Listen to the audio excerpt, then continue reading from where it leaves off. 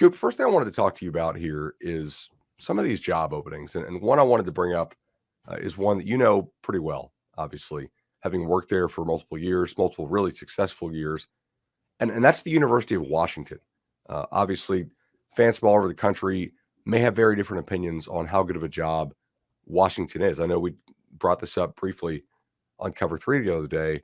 Like, where do you see this job? I mean, if you're a coach out there who doesn't have maybe pre-existing connections to any part of the country, is this for you like a top 10, a 20, a 30 job for you? Where do you see this at?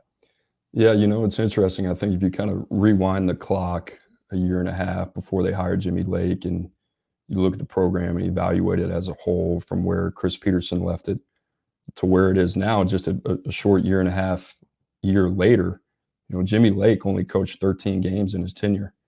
And I think that is something that you need to bring up because I think the job in terms of how you look at it from a coaching landscape and how a coach may view it is different than it would be a year and a half ago. In a program that we mentioned, Bud, before we got on the show, went 3 straight New Year's Six bowls before winning 8 games in Peterson's last year and winning the Vegas Bowl. So obviously what they had done is capitalize off of USC being down. They had been toe-to-toe with Oregon, although Oregon had the better of them recently. So I think it's a good job. I think it's a job when Peterson was there, especially his last couple of years, you saw a team that was consistently in the top 20 in terms of recruiting rankings. And I think that's operating at a really high clip for them. I think the highest you could probably go there in terms of their ceiling would be just outside of the top 10 in terms of recruiting. So I see it really kind of as a top 15 to 20 job. It's a really good job. It's a unique place in the city of Seattle. I kind of call that like a NFL city. It's kind of different. It's got a little bit of an attraction to it being up there in the Pacific Northwest, and no shortage of resources being there. I think they do a really good job in terms of their salary pool with their staff and their support staff. So I think with the right guy, it can be a really good job. That was something I wanted to bring up, Coop. So we hear this from USC and from Miami. Like, hey, it's great to be in an NFL city, right, and have that pro mentality there. But you can afford to pay your head coach and your assistants and your coordinators. But does your staff photographer, does all your recruiting analysts, do those guys can Washington pay them enough to where they can live a reasonable lifestyle, reasonably close to where they work? I know at USC that's a huge challenge that Clay Helton has discussed openly. In your experience working there, are those folks compensated at a level to where you can keep good people? Yeah, Seattle's not cheap. Yeah, I think the foundation is there for sure, but I think the conversation needs to continue to exist. And I think the people, whether it's at the helm of the head coaching ranks or the athletic director and Jen Cohen, those are conversations that need to continue to happen in terms of funding to your program to compete at a national level. The game continues to change at a rapid pace. LSU is probably going to set the bar here in terms of what they're going to pay their next coach, depending on who that is. Scott Woodward did that at Texas A&M, and he did a really good job of that at Washington. So I think they have to continue to push the envelope, and it's all about how they see themselves. Do you see yourself on a national platform, or do you just want to contend in the Pac-12? And whatever that answer is going to dictate really how they see support staff infrastructure and how they're going to pay these guys. For sure. So recruiting area-wise, right, obviously I know you think Washington's a really good job. When you were in that recruiting office, how did y'all define your recruiting turf? Were you sort of like I know Dabo talks about the 4-hour radius there at Clemson, and they spot recruit the state of Florida. What were you guys' kind of guiding principles as far as the recruiting geography to bring enough talent to Washington to make a playoff game as you guys did? Sure. I think that the area recruiting first and foremost was where the emphasis was in terms of Chris Peterson. And he was a big believer in relationships, in developing relationships and cultivating relationships. And he did a really good job of understanding the footprint of Seattle and Washington and maybe some areas of the country that were a little bit more attracted. So I think it was heavy West Coast. You saw Northern, Southern California, obviously areas that Washington did a really good job in. I think kind of in the later years of Chris Peterson, I think Las Vegas, Nevada, you kind of get in these areas of Utah, which is a really kind of, more of a area that you have to focus in on, but has a good abundance of talent there, especially on the West Coast. And then it kind of got into the territory of like bigger bodies don't grow on trees on the West Coast. They come at a premium.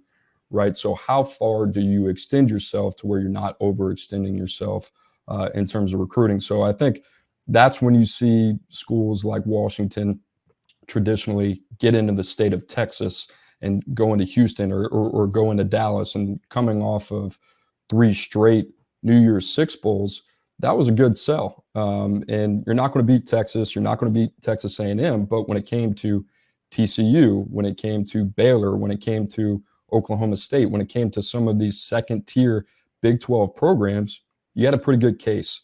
But I still think you had to find the right fit and the right type of guy that was attracted to maybe the academia of Washington and Seattle and what that space and university really offered.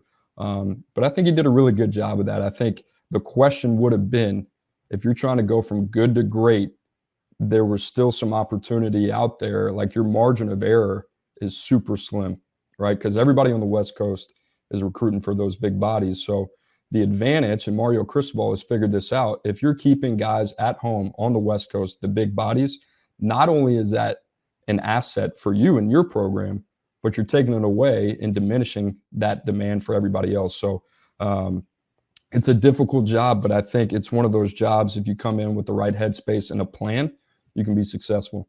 That is certainly a zero-sum game with those big bodies there on the West Coast. And I know I've done some studies back in my days at SB Nation showing the number of players, specifically defensive linemen, that were 270 and above in the high school ranks, has been decreasing year over year for about 12 years. And so that's not a great sign for some of these West Coast teams.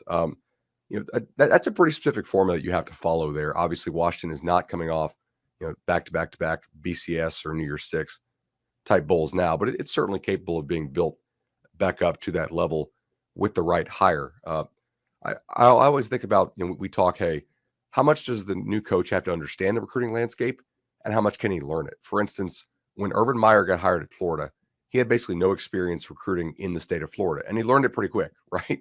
Now, it helped that he got to recruit against like late stage Bobby Bowden and Larry Coker / early stage Randy Shen, and then he built that thing up really well. With Washington, there's all those dynamics you just mentioned. You also have to have somebody who has good relationships with the poly community, obviously, to get some of those big bodies. When they're looking for a coach, how much do you value understanding of the recruiting landscape, and what's the learning curve here? Is it somebody like, could you get somebody from the East Coast to come in there and just explain it to them and they get rolling, or how long do you think it would take? Yeah, I think there's so much opportunity on the West Coast. When you look at it, I mean, like, we were talking about this the other day. I was on a podcast, and yesterday, and we were talking about the Pac-12, and you look at the Pac-12, Oregon's sitting at number 9, right? They've kind of shown their recruiting chops under Mario Cristobal. They're the outlier. Stanford inside the top 20 right now, in the top 15, but that hasn't been a consistent product.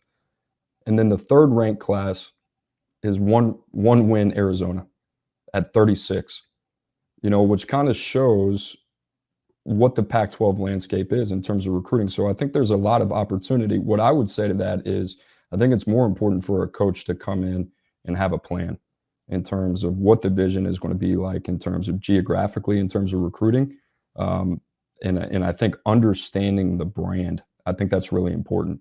Washington carries a really strong brand on the West Coast, but you start to extend into Texas, it's not the same, so, and I think you have to understand that. You have to have a really good comprehension of that. So, like, there wouldn't be any issue with me if you went outside the box, hired a coach from the East Coast, outside of the Pac-12 or the Mountain West footprint.